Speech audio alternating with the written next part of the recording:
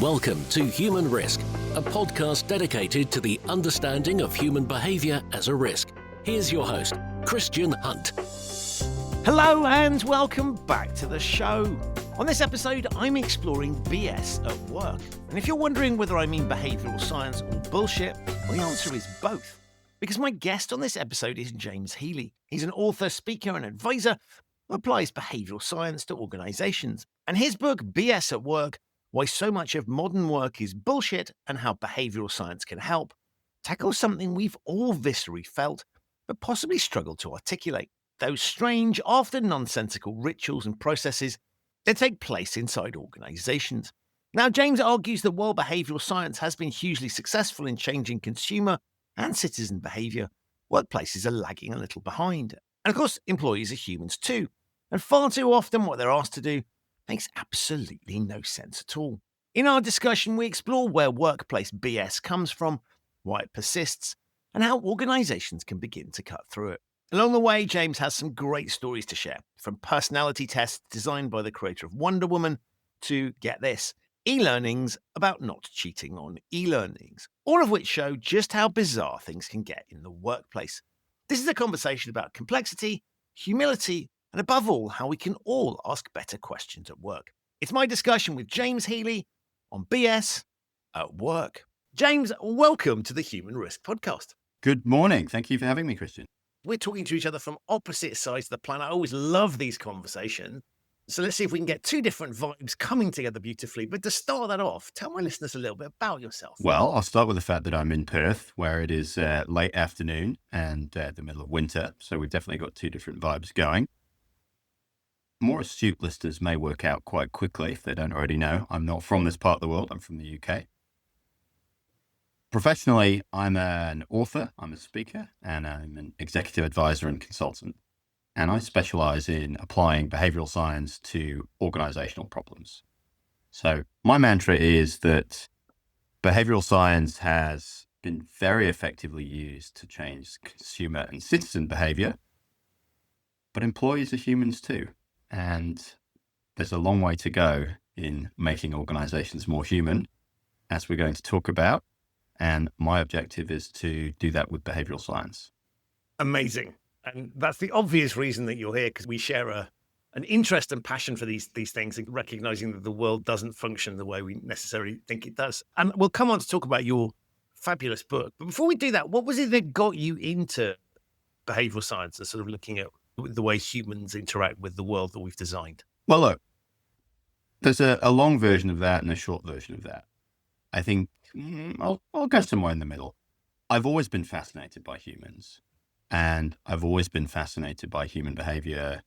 The subjects at school and at university that I enjoyed the most, what they all have in common is humans and understanding humans and what we do from different perspectives. I guess I was probably in my mid-20s and like you, working in banking in London, working in a large Swiss bank. But I was probably in my mid-20s before I had this realization that actually this wasn't the same interest or the same way of looking at the world that everyone had. And actually, there was probably something in this. I originally studied economics at the London School of Economics. And as I tell in the book, my economics career was rather cut short when my first year economics tutor took me on one side and said to me, James, you're going to sail through first year economics, you're going to ace this, but unless you stop thinking about what people do and start focusing on the graphs and the equations, you're going to fail second and third year economics. Now, at the time, I think he intended this as a damning indictment of me as a mathematician, an economist, and a human being. And all of those things were very valid.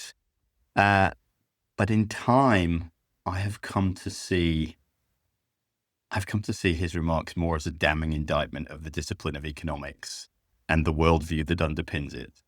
I love that. I love that because, there's something that's intended to sort of get your act together, right? Had that effect, but it's not the one that was intended, right? Which is to sort of go, if you want to succeed in this field, you need to follow this particular path, right? You need to knuckle down and do these things. And you're inherently going, I don't want to do that.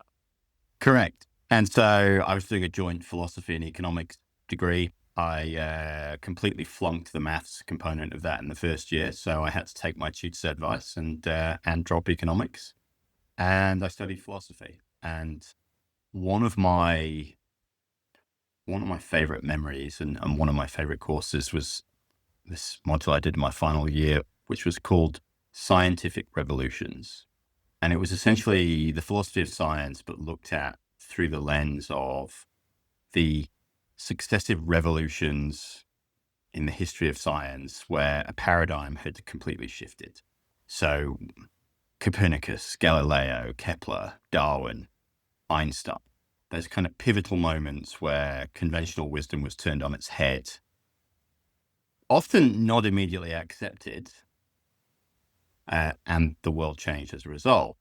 And having gone through this module almost to the end, and having, as I say, studied all of these seminal names in the history, mostly of physics, but also biology, we turn up one week and we're presented with a reading from two completely unknown to all of us Israeli psychologists, Daniel Kahneman and James Tversky.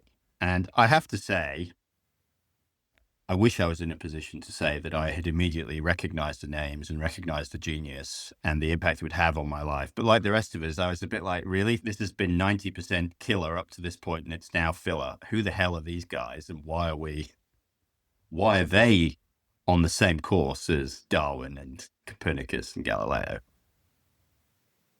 Little did I know. And I think that sort of revelatory perspective where suddenly sort of something hasn't quite made sense and you need a way of making sense of it, I think is fundamental for people that are genuine. There are lots of people that are interested in behavioral science because there's a problem to be solved, who sort of like would be just as happy unpicking a different form of algorithm. Yours strikes as being similar to mine in that it's kind of like we're looking for answers to things. And suddenly here's a way of looking at the world that starts to make sense of some of the things that we haven't been able to make sense of up until that point. Absolutely. And for me, so much of this came to the fore because of what I saw in big organizations. And again, it's a question I talk about in the introduction to the book, but the question I found myself asking over and over again in different organizations, different contexts, was, does anybody really think this is going to work? Now, that is framed quite deliberately as a binary question. There are only two answers to that. It's yes or no. And what I realized quite quickly was it really is a toss-up. Which of those answers is more damning as an indictment of the organization? Yes, some people in relatively senior positions know so little about humans and are so naive that they actually think this e-learning process, policy, whatever it is actually going to work. Or no, they know and understand that this isn't actually going to achieve the stated objective, but there's something more cynical going on and they're doing it anyway, even though they know it won't work. See, I was going to add a third option, which is I don't know. I've no idea whether this works, right? Which I should think, which isn't like a good excuse, right? It's just but it sort of sits in that space of maybe I haven't even bothered thinking about it, which again points to sort of further negative. But you're raising a really good point here, which is what the hell are we doing? And so I love the fact that you're a little bit like the kid in the Emperor's New Clothes. You're kind of just going, this makes no sense whatsoever. And I think there are loads of people that kind of intuitively know doesn't make any sense, but don't do anything. People like you and I are the oddballs that sort of recognize this and then are prepared to call it out. I take the word oddball in the complimentary spirit in which I know you meant it. Others may not, but that's absolutely right. And I think I'm just going to cover off your third option, because I think in reality, the right answer most of the time is that third option. It is that people don't know, and they don't know that don't care, because no one has ever bothered to measure or assess whether or not this thing is going to work. Because whether or not it works is actually far less important than it ought to be, and far less important than we tend to think it might be. And so often we do things just because they're what we've always done. because they are the accepted thing. The old adage, no one gets fired for hiring IBM. The reality is no one ever gets fired for suggesting an e-learning or suggesting we write a new and more detailed policy. There are some things you can get fired for suggesting. Something revolutionary and different. Something oddball, to use your phrase. Most of the time, most people, for, fairly sound reasons, choose self-preservation rather than being the kid in the emperor's new clothes. Hey, he's naked. Love this. So that brings us neatly onto the book, which is called BS at Work, Why So Much of Modern Work is Bullshit and How Behavioural Science Can Make It Better. And the thing that I loved about this is I've always tried to steer clear of BS as an abbreviation for behavioural science for obvious reasons. And what fascinates me is you went there. Absolutely. I went there because on more than one occasion, despite attempts to avoid it, other people have flagged the amusing and rather unfortunate fact that the initials are the same. And I just wanted to address that head on. But there's something deeper. There's something deeper at work. And I think it's something we should test. But I suspect that we are not quite as unique as we think we are in terms of being oddballs. I think there are a lot of people out there who intuitively know that much of organizational life, much of accepted wisdom in organizations is bullshit. And what I found from talking to people about the book and testing different titles before I aligned on that title was almost everyone I spoke to lit up as soon as I mentioned BS. And I think there are probably very few people working, certainly in big organizations, who don't instinctively recognize that there is a big portion of BS. And what I'm hoping to do with the book is to tap into that reservoir of maybe you can't put your finger on quite why, but you've got a sneaking suspicion that a lot of this is BS. And open up that debate, open up that discussion, make it acceptable and make it safe for people to say, hey, actually, I think this is BS. Let's do something better. I think you're spot on, because I think one of the things that is interesting, back to your yes-no question, is I think there are lots of people that go, well, sort of intuitive, I know this is nonsense, right? But we have to do it for insert excuse here, right? It's what we've always done. It's what the boss expects to see, or I don't have an alternative, or that's just the way all will blame a regulator. Or there'll be some rationalization that gets you to that point. So I agree with you. I think there's very few people that are going to work and kind of going, this is amazing. Everything is functioning fully correctly, but it's sort of just an accepted thing. And as you were talking, I was thinking, well, actually, also artists and creative types recognize the flaws. Comedians recognize the flaws in the design of things versus the reality of them. And so I guess what you're doing is following, if we wanted to flip it the other way, we'd say following a well-trodden path, just coming at it from a different lens of, this is a bit weird, right? Let's point out some things that aren't the way we thought they were, so that we can think about that. And in your case, it's getting people to, I guess, address the challenge and face up to the fact that we can talk about these things. And actually, it's quite interesting when we talk about them. And we might, if we don't talk about them, we're not going to find any solutions. That's absolutely it. And I want to be very transparent with everyone. This is not one of those books that ends with, and here is the 3-step thing that is going to solve all of the problems. Spoiler alert. Humans are complicated. Organizations are complex. One of the things that is underpinning so much of the BS, the bullshit, is our search for seductively simple answers. So while there are some recommendations in the book, they are framed as principles. There are 10 of them, and I stress that they are 10 principles, not 10 commandments. This is not strictly the world according to James.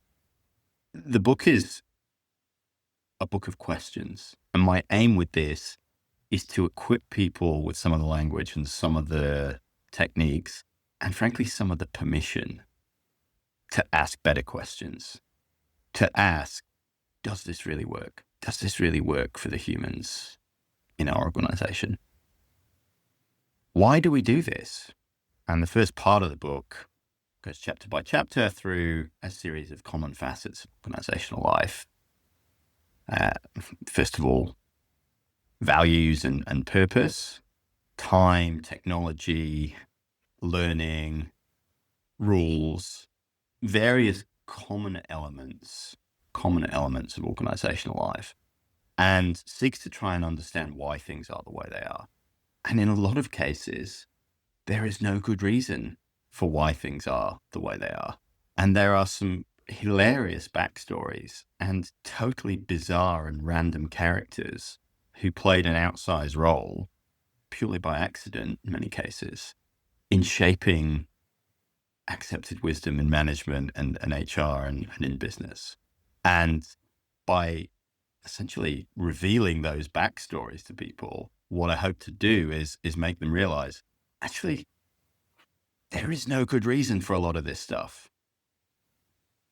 Perhaps we can find a better way. That does bring me back to The Emperor's New Clothes, because the kid in that is just stating the world as they see it, right? There's no kind of inhibition there.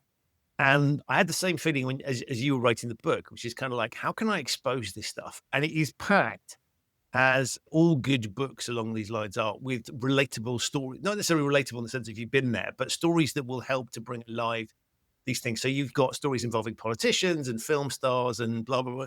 Sort of really, really accessible things. Is there one that's a particular favorite of yours? There are so many. In terms of the backstories, there is a whole chapter on personality. And the chapter talks about personality tests, but it also talks about the sort of generational stereotyping. My absolute favorite is the backstory to one of the world's most popular personality tests, and it's a test called DISC. And supposedly, this personality assessment, DISC, is used by some of the world's largest and most prestigious organizations. In some cases, seemingly for hiring and promotion and performance decisions. You would think, therefore... It's kind of interesting, right? Because I guess if you're going to buy into a model, then you like sort of half-assedly buying into it doesn't quite get you there. So if you are going to introduce something like that's based on quote unquote science, right? You probably are going to load up all of these important processes. So, well, whereas we might look at it and go, you won't believe what they use this for. Actually, you have to see that logic through, because otherwise, why would you, if it's really significant, why would you just use it for a small part? You'd want to use it everywhere, because this is the magic that solves the problem. Right. And some of these organizations have gone all in on it. The problem is, it was created by a chap called William Moulton Marston. Now, he is better known, although you've probably never heard of his name, he is better known as the creator of the Wonder Woman comic book character. And Wonder Woman it's fairly widely accepted. Wonder Woman is essentially a hybrid of Marston's two wives, with whom he had a long and apparently very happy polyamorous relationship. Now, that was slightly unconventional in the US in the 1930s and 40s. And the three of them wrote a book called The Emotions of Normal People, which I have not read all of it, it's pretty dense, but if you have a flick through, you'll find there's a definite undercurrent of trying to justify their unconventional romantic arrangement. And the D and the S, they've been slightly tweaked for corporate purposes, but the D was originally for dominance and the S was for submission, which gives you a bit of a flavor of where that book goes. And so to fill in the gaps for anybody that's not been fully paying attention, this probably isn't, well, we can question the sort of the genesis of it and whether it makes sense in the first place, right? But probably not applicable for the sorts of things it's being applied to, if indeed it is valuable. No. And DISC, like so many personality assessments, Myers-Briggs is the other one that people will know about. But like all of these personality assessments, it assigns you to a binary category. So essentially you ask a whole series, or you answer a whole series of questions, and they're often very similar to each other, but with very subtle tweaks. And they are all of the binary kind of either or. And essentially what it's about doing is saying, you are either an introvert or an extrovert, or you are either dominant or submissive. You are one or the other. Now, the reality is no human being is absolutely one of those things or the other. Someone who is a pure introvert, for example, or a pure extrovert wouldn't be out in society. They would be so far off the charts, they would not be able to function in a normal way. Every one of us is on a continuum somewhere. It's like saying you're either short or you're tall. Well, no, there's a whole range, and you'll be somewhere on the range, and you might be shorter or you might be taller, but you are not categorically one or the other.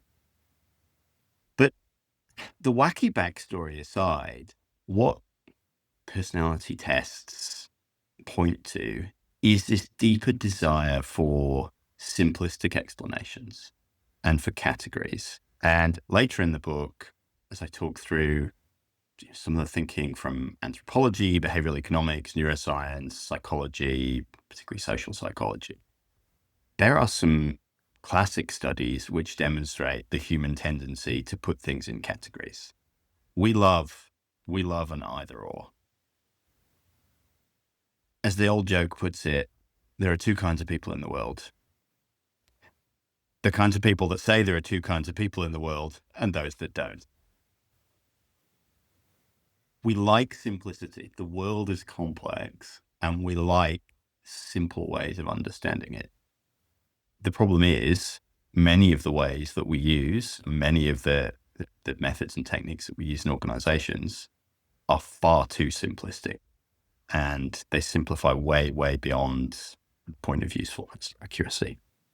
And it struck me reading it is that in many respects, back in the day, and I'll let you decide how far back we go when we think about that, some of this stuff might have worked, right? So if you're running a very, very simple, where people didn't travel much, sort of very homogenized populations, where people are doing very, very simple things because they don't have the technology or necessarily the knowledge of the world to allow them to do more sophisticated things, you might have been able to sort of simplify and say, I don't know, I'm running a bakery way back when, and I know exactly who my customers are, and we have simple processes, and we follow those processes, and we bake bread in this way, in the way that we have always done, right? And we give very simple processes, and we have a training program, and that seems to work. Take those sorts of principles and put it in the world of banking in the 21st century with technology, products, diverse ranges of people, operations across the globe, blah, blah, blah, blah, blah, scalability, all those sorts of things. And you can suddenly start to see that those models, if indeed they did ever work, why could, and yet that's really the thing here, isn't it? We've often continued these processes. And when you look back at them, I find it fascinating because sometimes they've been around for a long, long, long. Conventional wisdom has hung around for a long time. Indeed, it has. And I think you're absolutely right. I think it's a cliche to say that the world has never been more complex. It's never been changing more rapidly. But the level of interconnection and the speed of just existence, the speed of communication, the speed of travel, all of those increases in speed have led to increases in complexity. Almost the tragedy of the human condition is that the more complex things get, the more we cling to simplistic explanations. And as you say, the gap then between reality and perception, or reality and explanation, just gets bigger and bigger. I think one of the lines I use in the book is, if you look at the latest neuroscience, the average human brain has somewhere in the region of 84 or 85 billion neurons. And those neurons are connected by 100 trillion synapses. That makes the human brain the most complex object in the known universe. Now, those are vast, vast numbers, and those numbers are far too large for anyone to sensibly understand. To try and give people a bit of context as to what they mean, there have been various efforts over the last 15 or 20 years to try and map what is called the connectome of the human brain. So it is essentially trying to produce a huge map of how those 85 billion neurons connect across 100 trillion synapses. So far, they have managed to cover an area far smaller than a grain of rice. Based on the data from that study of the connectome of a piece of brain smaller than a grain of rice, to map one human brain in its entirety would require more hard drive space than currently exists on the planet.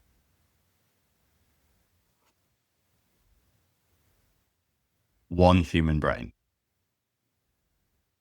And now I want people to think about an organization, just for a moment, as a collection of human brains. And I want you now to think about whether the 2x2 matrix or 3-step framework or whatever other model it is actually anywhere close to accurate. We can have a slightly separate conversation about usefulness, but the reality is human brains are incredibly complex.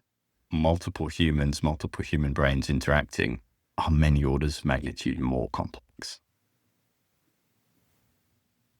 The other thing I love as you're talking is that when these models are applied, right, there's a sort of like, you are this. So on the one hand, organizations say, this is what you are. Right? On the other hand, you have these annual conversations about growth and this is your development areas, right? So on the one hand, we're accepting plasticity and change. On the other hand, we're going, this is defines who you are. And I'm like, it seems to me those two things contradict each other, because if you can on some level change who you are, develop new skills and have new experiences to grow you or whatever personal development vocabulary they choose, then by default, those two things don't sit nicely with each other, right? Clearly defined box that you're already in, and that box is who you are, versus, well, we need you to grow outside the box that you're in because otherwise you won't flourish in this organization. I mean, that's just one example of where these things are deployed in very contradictory ways, illustrating your point, right? Which is this, it can't be that simple. And I think the broader point that you're getting at there is, and this is one of the fundamental lessons of behavioral science more broadly, right? Context, environment, whatever term you want to use, plays a much bigger role in shaping behavior than we tend to think. And what personality tests are an example of is this belief that human behavior is a function of your innate personality type. Now, the reality is, of course, personality is a thing. There is a whole branch of psychology studying personality. But the reality is environmental factors shape behavior to a much larger extent than we like to imagine. And when you think about solutions that organizations traditionally deploy, they tend to be focused on fixing the individual. So we're going to put you on a training course because if you're not doing the things that we want you to do, that's because you don't know how to do them. Or because you don't want to do them or you don't understand them. It seems not to occur much of the time to think, well, are people not doing these things because they don't know how to do them or because we've made it really difficult for them to do them? And I'm sure all the listeners can think of a whole hatful of examples where their organizations tell them to do one thing, we're collaborative, but then send them all sorts of subtle and not so subtle signals to not be collaborative. We all have our own individual P&Ls. We have an individual performance management process. We have internal competition between different teams for the same clients. Or systems which make it really, really hard. We want you to prioritize clients. We want you to spend time with clients.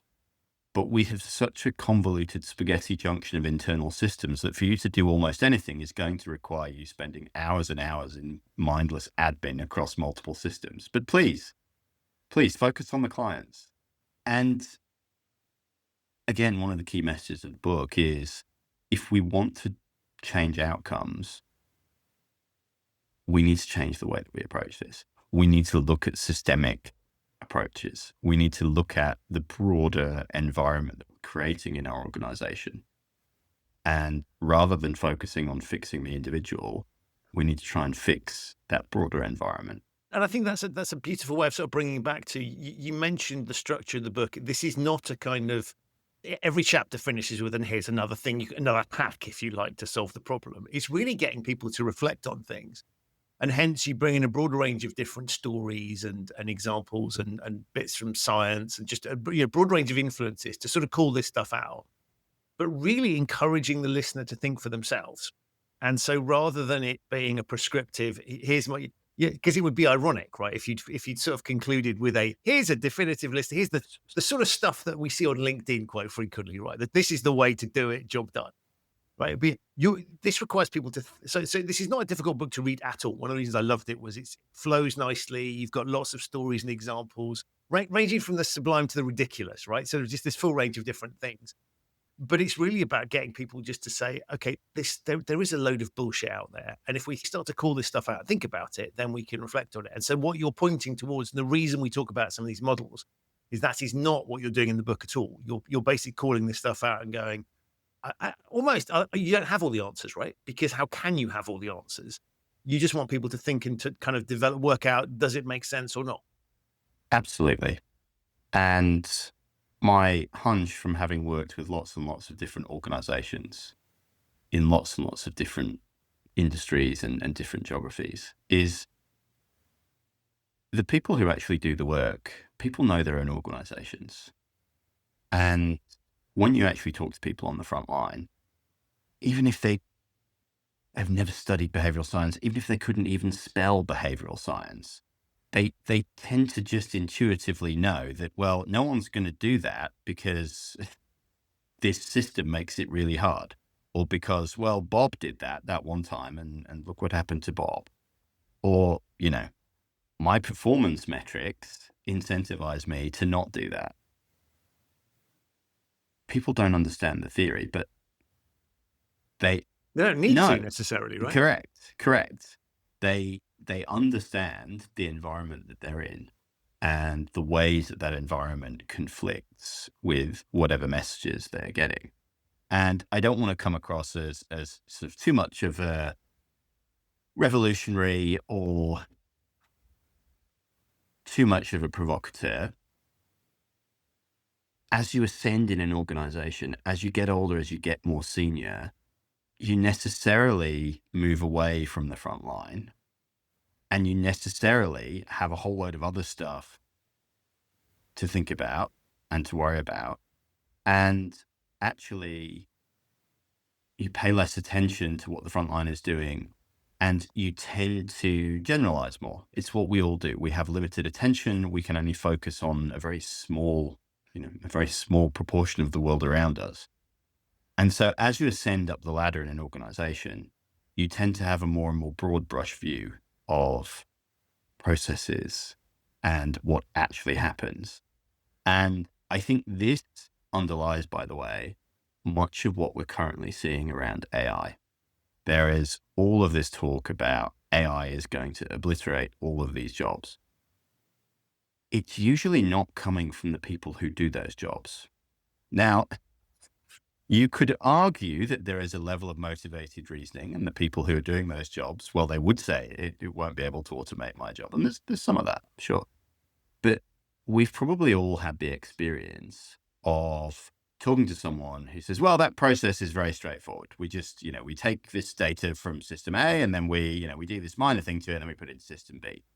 And then you talk to Jane or Claire or Bob or Dave, who actually does that process. And I'm like, yes, that is a description of this process, except for this one particular case where we have to do it in this totally different system, or this other scenario where when there's a full moon on a Thursday in July, actually we have to do it this other way. Oh, and then there's the Slough office over there. I mean, everything is totally different for them. And suddenly what you've then got is, well, this process is really simple, except for all of these ways that it's not.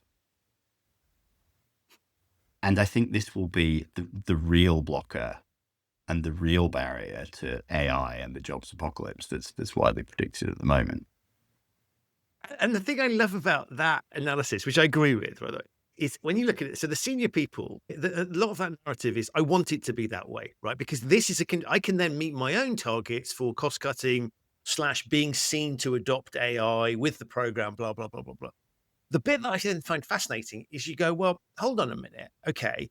You are in your post, and let's assume this is somebody that's grown up within that industry, but even not, this would still apply. You've got to where you are without this particular thing. So if AI is going to take over all of these roles, what do you know about the thing that you're then going to be running? And therefore, you're implicitly, potentially talking yourself out of your leadership position. Now, I'm not suggesting there's somebody else that could come in and do it, but you're also questioning and undermining your own experiences, the very thing that almost gets you into your position, right? You haven't been parachuted in, you're there, and we all have that motivated reasoning as leaders, right? Because of my talents, my abilities, my experience, we'll frame it. But I think there's something interesting there about saying, well, we can just get rid of all this stuff. Where does that then leave you? And so as we look at all your motivated reasoning points, runs all the way through. And that's just one behavioral dynamic that we've highlighted in this conversation. So I think it's fascinating as you talk about AI, kind of going to remove some of these human challenges.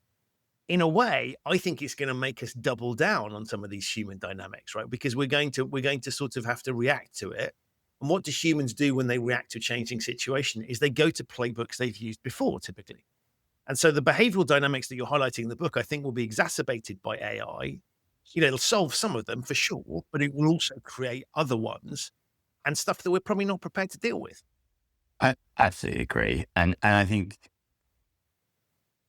there is a broader trend throughout human history towards magical thinking.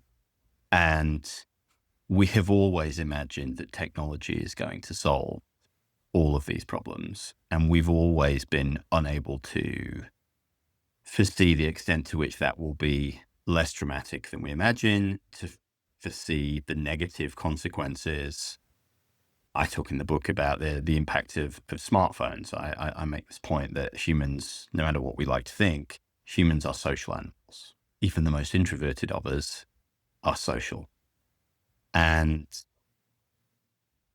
the impact of smartphones over the last, I guess, what is it now, 17 years, 18 years since the iPhone launched. It's a vanishingly small period of time.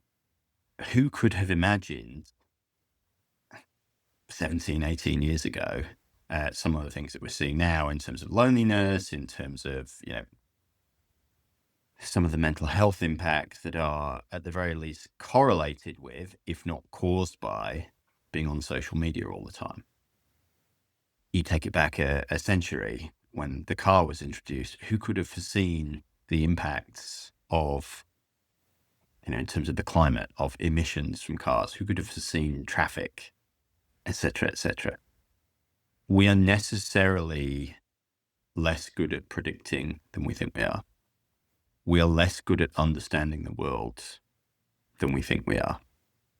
And we see and experience a very thin slice of reality, but we all imagine that we receive this unfiltered version of the truth and version of reality that's just piped into our brains like a video camera on 24/7. None of those things are true.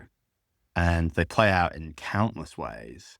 But what they mean in an organizational context is we imagine we understand what's going on far better than we do. And we imagine that we are able to control it far better than we are. As you're talking, I was kind of reflecting on the fact that you've chosen to focus on at work, right? Which is obviously, it's your experience in that sphere that's led you to sort of recognize some of these dynamics more visibly. But I was sort of reflecting, the usual thing about, and this is why I love, one of the selling points I always do is, I'll give you some behavioral science-based training. And this, by the way, is useful to you in your private life as well. Particularly in the compliance, my context, it's like, yes, you can use it to, how do we influence our employees and understand what they're up to? If you've got kids, compliance challenge at home, right? So you can these things are portable because it's a human dynamic. And so as you were talking, I was about to make that point. And then I just thought, well, it's interesting, isn't it? Because the rest of our lives, often the situations that we come across, interacting with the government would be a classic example. Well, that's someone else's job. So when we talk about work, it's not just the type, our work doesn't just impact us in our own jobs. It is going to the supermarket. That is someone else's job. And so if someone else's bullshit is being both in a way that, we may not see half of it because we don't see what goes on behind the scenes necessarily, but sometimes we do. But often it can bleed through into our customer experience and I hesitate to use the word customer when I'm talking about government, but the sort of citizen experience of going to those things. So we talk about work context, but this is obviously broader. Definitely. And I think the example that comes to mind of what you've just described is any time you've had a frustrating interaction with a call center, and I'm sure, and the grin on your face tells me you've got many of these springing to mind. I've got one I've got to have later today, which is why I'm particularly smart.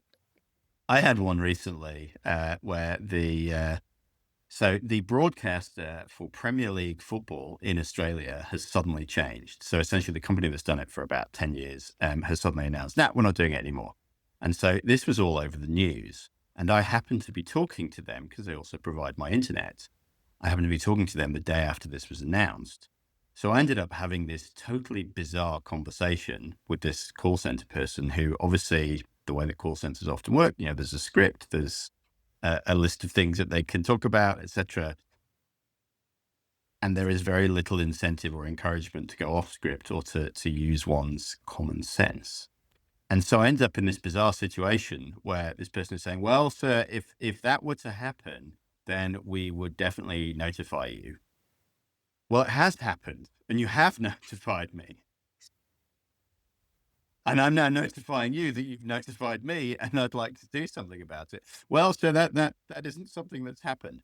And it's a classic example of the way that many call centers are run is to treat people very mechanically, to give them scripts, to try and constrain their thinking, constrain their ability to use judgment. And what results is farce. And I'm sure the listeners can all think of dozens of examples from their own lives where they've had this experience too. Tragically, yeah. It comes back to what you said before. It's that disconnect between the world as designed, and we can talk about work as designed, we can talk about experiences as designed, and then what it's like in reality. And I'm always struck by, you mentioned senior people not getting it. If you could speak to people on the front line, they would tell you this stuff. Those TV shows where you get the boss who goes back to the floor, or undercover boss, right? And I get it's a bit of TV drama that's designed to sort of, the show wouldn't work if there wasn't some disconnect between what they thought the world was like and what it's actually like. But it shouldn't be like that, right? Because it's not like the information's lacking or something unforeseen has occurred that nobody could have predicted. It's always stuff that's blindingly obvious to those on the front line and seems revolutionary to the people in the thing. And so this dynamic, it works as a TV show, but the reason it works as a TV show is we all recognize that dynamic as existing. The idea that a boss doesn't know what's going on the ground is not revolutionary to any of us, because if it was, you couldn't make the TV show. And so the dynamic that you're talking about between the way we'd like the world to be and the way it actually is, that's at the heart of all of these things. Completely. And this isn't just a dig at senior people. The reality is, if you're senior, I'm pretty sure that you're not sitting around with an empty calendar, feet on the desk, thinking, how should I feel today? You are absolutely swamped and overwhelmed. Some proportion, I suspect a relatively large proportion of the things with which you are overwhelmed, I think could potentially fall into the category of bullshit. And one of the points I make in the chapter about values and mission and purpose, which is a whole movement which is, I hesitate to use the word infected, but it's the verb I'm going to use, has infected the whole organizational world. Essentially, what's happened is the true purpose of most organizations is no more or less than providing goods or services to customers, and hopefully not totally taking advantage of your staff or your customers. That's kind of it for most organizations. And yet we seem to have entered this world where it's necessary to draw an often fairly unlikely thread from the banal activities of your organization to some kind of world-changing purpose. And the example I use in the book, one of my favorites, is good old Greggs. So UK listeners will be familiar with Greggs. Those not Most of them would now be salivating at the thought of a sausage roll or equivalent. correct. Greggs is a bakery chain in the UK. It's the lower end of the budget, pastries, cakes. It's a bakery. They do a great job. They have posters in their stores, and there is a photo of one of them that I actually took myself and included in the book, outlining the Greggs purpose. And if you were to read this without knowing what Greggs do, I would love to know what you think it is that they do, because it talks about making a safer world. It talks about building happier communities. Like, utter nonsense. It's utter nonsense. Why does Greggs need a purpose other than producing baked goods and selling them with a smile on your face? I suspect that senior Greggs executives spent lots of time and money coming up with this purpose statement and rolling it out to all of their stores and communicating to their people about it. It's utter nonsense. And one of the more, I guess, I'd say modest recommendations in the book is that perhaps we should just let go of some of this nonsense and just accept that, for many of us, many of our organizations do relatively banal things, and that's okay. And the purpose ought to be to do those things as well as we can, provide a good service or quality products to customers and treat them well and treat the staff well. Isn't that enough? And what you've neatly hit on there as well is, I think, the inherent conflict of interest between employer and employee. So what often happens is organizations will talk in terms of the organization, understandably, right? And here's our legacy, here's where we want to go forward, here's what we're all about. And there's an implicit presumption that that is always aligned with the interest of the employee. And so, yes, if you are the only employer in town and your employees are going to stay with you for life, then those interests probably are aligned. But if not, particularly in the modern workplace and where people are doing digital working much more, or there's a labor market where it's easy to move, or you have a reputation as an employer for making people redundant on a regular basis, in other words, job security isn't as high as it could be, then you start to go, it's blindingly obvious that the interests of the organization are not always going to be aligned with the interest of the employee. And so in my world, that I look at sort of annual attestation processes. Confirm that you've complied with memorized, blah, blah, blah, blah, blah, all the rules. We all instinctively know that when we're doing that, it is never in our best interest, right? Then at no point during that exercise is it ever, this is good for the employee, right? This is so that they can fire us if they need to, right? And they can dump all the liability and responsibility, in theory, onto us. And so there's an exercise there that illustrates that point. And we know that, I always compare that to car rental agreements, right? Same. We know that when we're going through those car rental agreements, it's not skewed in our favor, it's skewed in their favor. So similar sort of dynamic where we just have to sign these things to go on with life. I don't think we can eliminate bullshit on some level, but I think the big bullshit we could call out, and that purpose statement is a great example. I can imagine people in the store looking at this thing going, what is that? And almost, it rather than binding them to the organization and binding, you sort of sit there and go, I have no idea what they're wanging on about, more nonsense from head office. And so actually this one attempt to create this kind of combined purpose fails completely, and in fact makes things worse, I would argue, because you've literally sent a signal to your employees that somehow you think this is relatable stuff for them, when clearly it's not going to be. Yeah, it just, as you say, it highlights more than ever what those lunatics in head office, in inverted commas, what are they doing? They've got no idea. They don't understand us.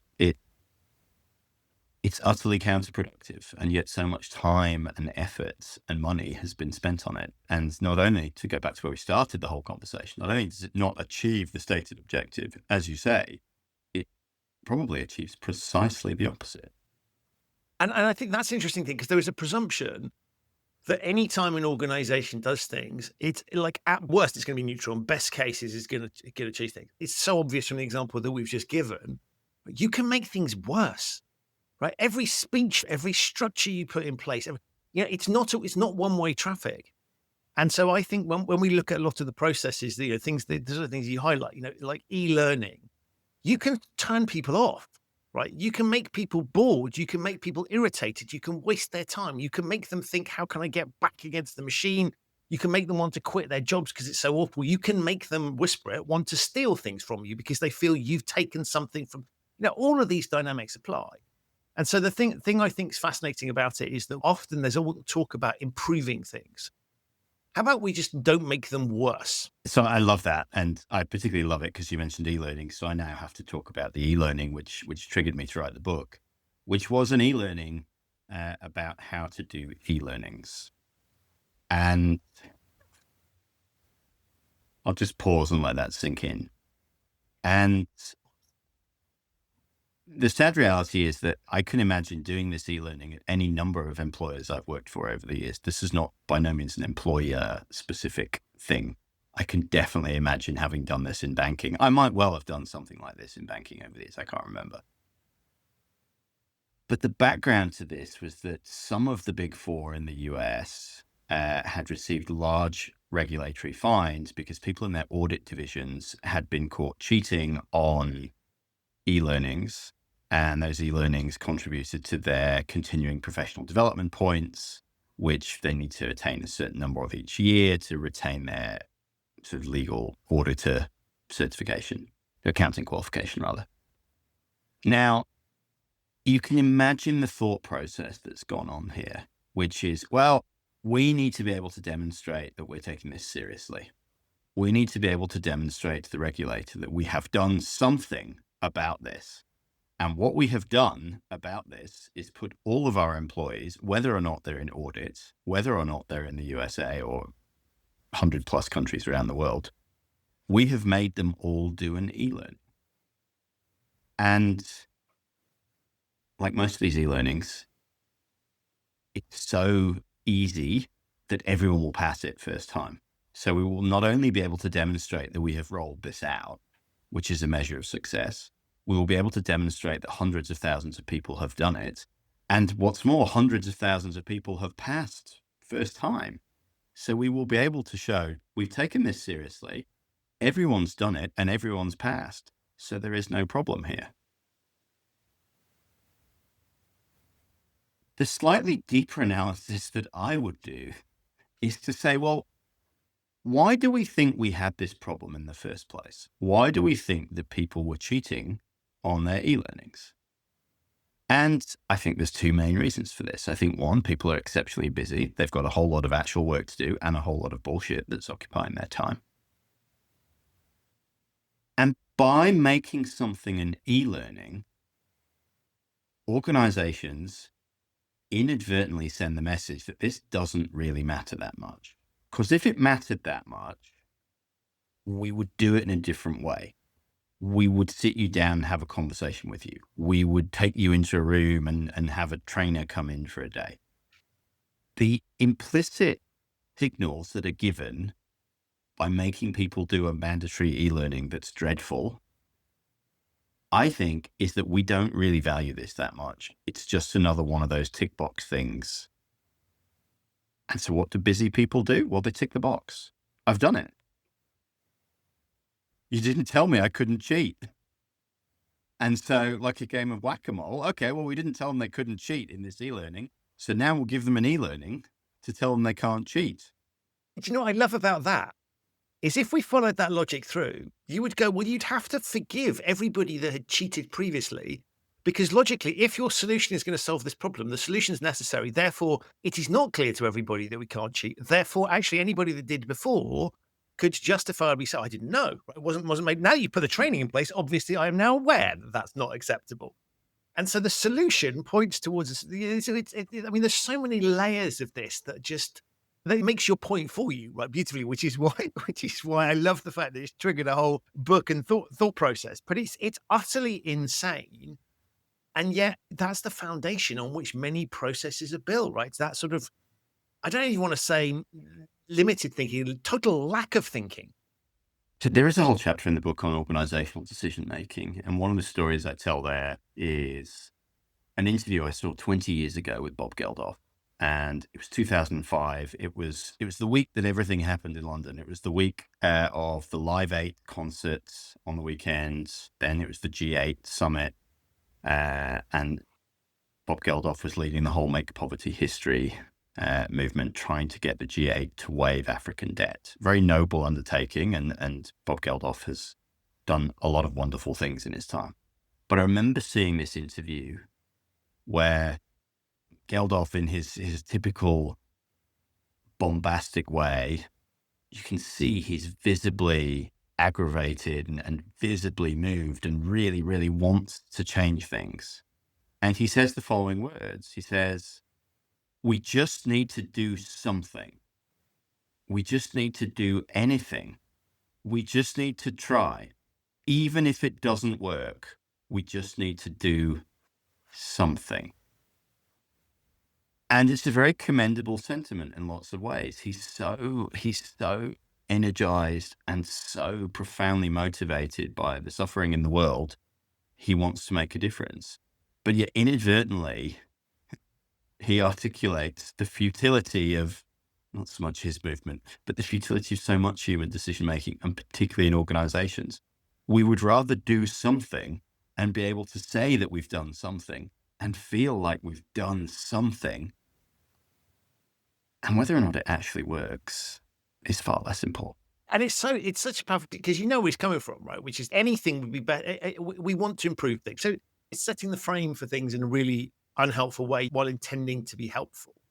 And I think that's a beautiful illustration, because there's lots of moments in the sort of WTF moments in the book where you just go, for God's sake, it's ridiculous. And particularly where you apply the lens that you've put on it, you just go, oh my God, I thought it was slightly silly. Intuitively, I knew it was a bit silly. I can now see it really doesn't make any sense if we don't think these things through properly, which is, you know, the bigger point that you're making here is we're all capable of not fully understanding the situation, not recognizing the dynamics that are there. But in many cases, humans are also the solution, right? So if we could talk to more people, if we could bring more people into the decision-making process, if we could be honest about the realities, we'd solve it. And so there's a human problem that has a human solution. Absolutely. And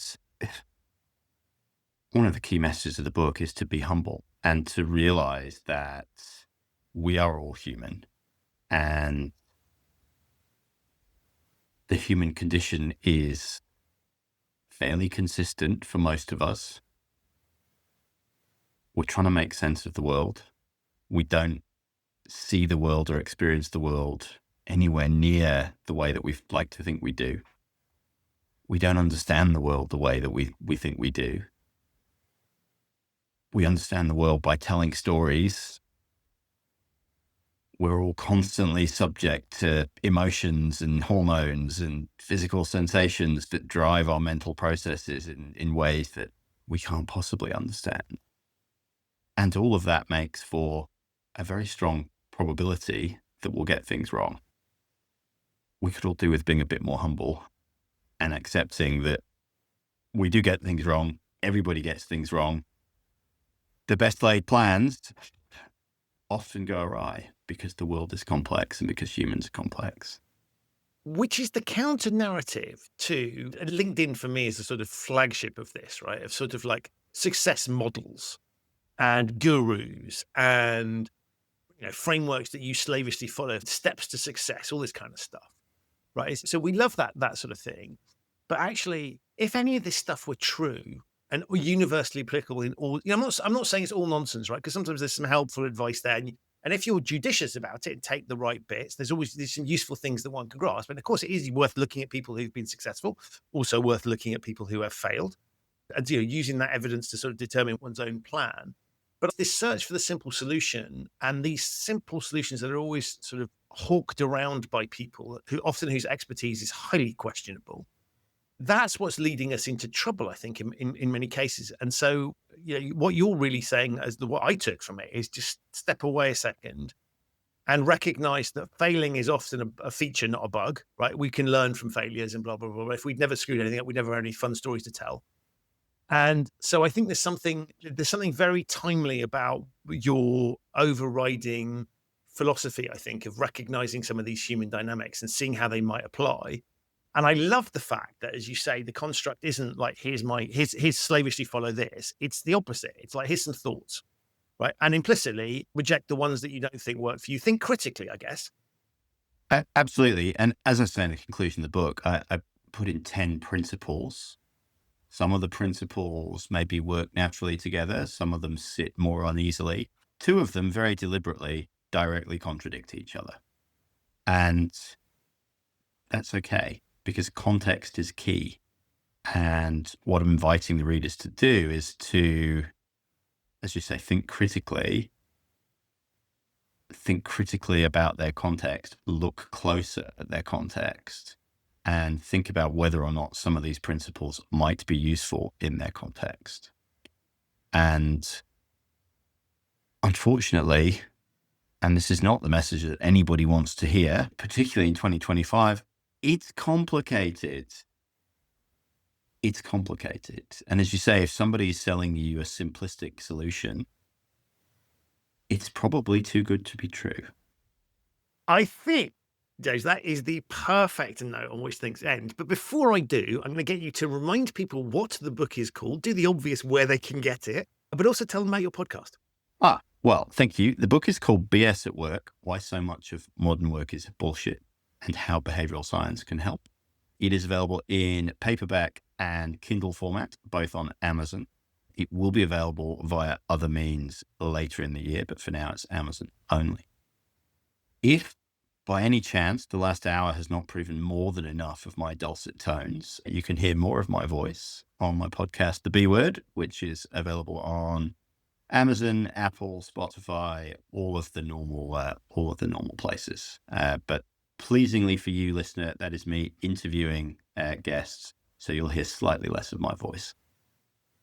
And give us a sense of what sort of guests have you got? What was it? Oh, there's a clue in the title, but give people a sense of what the show's about. Well, the B word is behaviour, and I wanted to clarify that because I didn't want people thinking it was the bullshit. No, the B word is behaviour. It features a range of guests from around the world of behavioural science. I take behavioural science very broadly. So I've had a couple of anthropologists on there. Gillian Tett, who's an anthropologist, also the former US editor of the Financial Times. Robin Dunbar, some of the more traditional behavioural economics type names. Rory Sutherland, Rory Gallagher, formerly of the Behavioural Insights team. Neuroscientists, psychologists.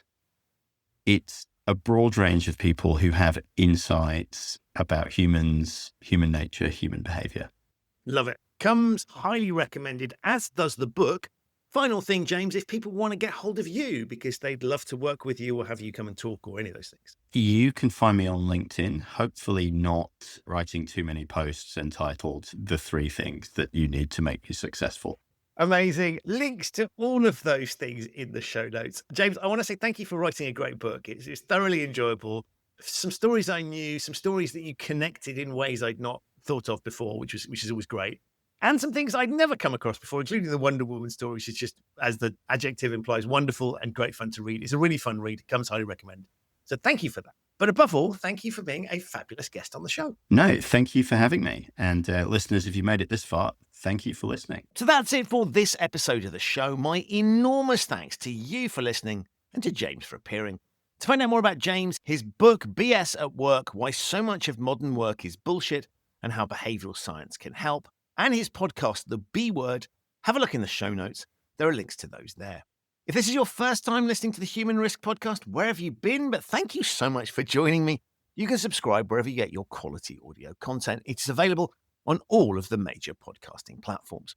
And if you in any way, shape or form like what you hear on the show, I would love it if you could leave a review and rating wherever you download the show from. That helps in 2 ways. One, it gives me a bit of feedback that people do actually like the show. And secondly, it allows the algorithms that power the platforms to promote the show, which means I can get more listeners and therefore continue to attract high quality guests like James. To discover episodes of the show that you might have missed, and there are over 330 of them now, visit the show's website, which is humanriskpodcast.com. I will be back very soon with another episode of the show. But in the meantime, stay safe. Perhaps before you accept the next policy, process, or initiative at work, just ask yourself whether it really makes sense. But above all, thank you so much for listening.